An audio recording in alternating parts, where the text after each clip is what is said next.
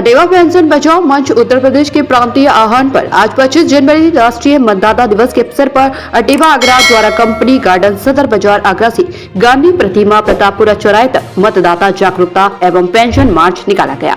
मार्च में शामिल साथियों से अटेवा प्रदेश उपाध्यक्ष डॉक्टर आशाराम यादव ने कहा कि मतदाता और मतदान ये तीनों लोकतंत्र की पहचान है, इसलिए सभी साथी इसकी मजबूती के साथ सभी को जागरूक करें, जिससे लोग सोच समझकर राष्ट्र निर्माण हेतु अपना मतदान कर सके। मंडलीय आय व्यय निरीक्षण चमन रस्तोगी ने कहा कि आप सभी अटेवा के साथ अधिक से अधिक संख्या में जुड़कर अपनी मांग पुरानी पेंशन को मजबूती प्रदान करें। जिला संरक्षक भूपेंद्र सिंह ने कहा कि अटेवा सदैव जनवादी मुद्दे को समर्थन करता आ रहा है। लोकतंत्र के स्तंभ मतदाता को जागरूक कर देश को मजबूत करने के कार्य में आए आप सभी का बहुत बहुत आभार। इस रैली का नेतृत्व कर रहे जिला संयोजक अटेवा जुग्गी लाल वर्मा ने बताया कि इस रैली का आयोजन करने का मुख्य उद्देश्य लोगों को जागरूक करना है। जो 18 वर्ष के हो गए वो मतदाता बनकर देश का जागरूक नागरिक बने और अपने मुद्दे के लिए मतदान करें। अटेवा विगत कई वर्षों से पुरानी पेंशन बहाल करने और निजीकरण बंद हो के लिए लगातार प्रयासरत है।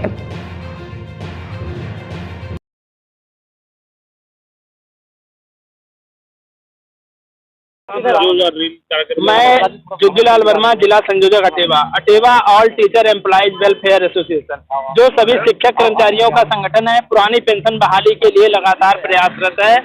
आज अटेवा पूरे भारत में एनएमओपीएस के नाम से चल रहा है, जिसके बैनर तले हम 7 राज्यों में पुरानी पेंशन बहाल करा चुके हैं। अभी आप देखेंगे कल का एक मैसेज आया है कि कर्नाटक सरकार ने भी पुरानी पेंशन बहाली की घोषणा कर दी है। तो हम लोग कर्मचारी हैं, शिक्षक हैं और यहाँ सभी विभागों के कर्मचारी एकत्रित हुए हैं, अपनी पुरानी पेंशन बहाली की मांग कर रहे हैं सरकार से। और आज राष्ट्रीय मतदाता दिवस है। मतदाता दिवस के उपलक्ष्य में हमने एक मतदाता जागरूकता और पेंशन मार्च का आयोजन किया है और इसके तहत हम लोगों को जागरूक कर रहे हैं कि आप सभी लोग अपना वोट बनवाइए और मतदान करने आइए और मतदान करिए। आप सोच समझ के जो आपके हित के लिए है उसके लिए आप मतदान करिए।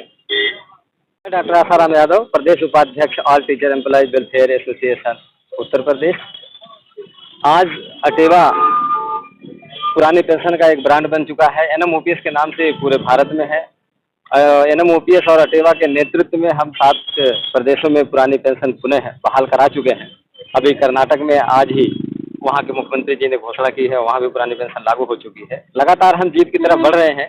आज राष्ट्रीय मतदाता दिवस के अवसर पर हम लोगों ने ये सोचा कि हम हमेशा जनता और कर्मचारियों से जुड़े मुद्दों पर संघर्ष करते हैं, तो आज जनता को जागरूक करने के लिए कि अपना मतदान 100% करें।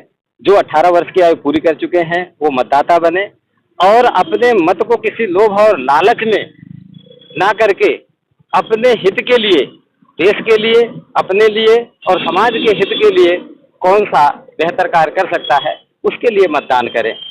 हमने अपना नारा भी दिया कि मत मतदाता और मतदान लोकतंत्र की यही पहचान, आओ अलग जगाएं 100% मतदान कराएं, ये है हम सबकी जिम्मेदारी और सब मत करें सब नर नारी।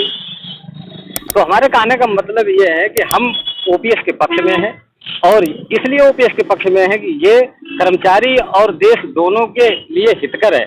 एनपीएस से केवल पूंजीपतियों का फायदा होता है और उससे कर्मचारी और सरकार का कोई भी फायदा नहीं होता है। अभी आपने देखा होगा, न्यूज निकली थी कि एनपीएस का पैसा कर्मचारी का कटा लेकिन उसके प्रान नंबर में नहीं गया।